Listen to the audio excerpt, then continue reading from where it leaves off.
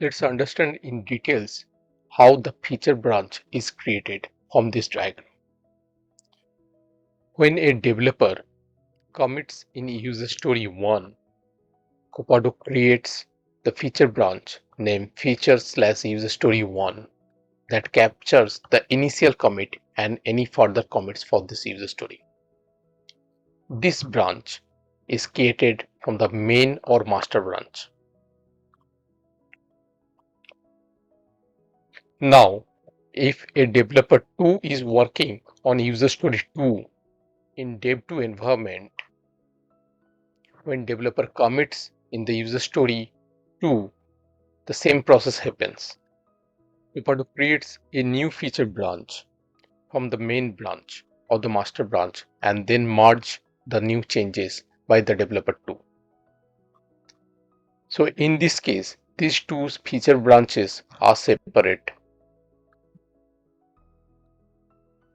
Let's understand in details how the user story feature branch is created. When a developer commits in a user story, Copado creates a feature branch named as the feature/the user story number that captures the initial commit and further commits for this particular story. By default, the branches are created from the main or the master branch.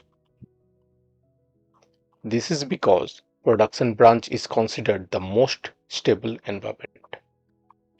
But you can change this if needed. After every commit, Copado merges that feature branch into the orgs branch where the developer was working. In this case, it is the dev1. This is done in order to keep the org branch in sync with the metadata in the org. You can view the feature branch from here.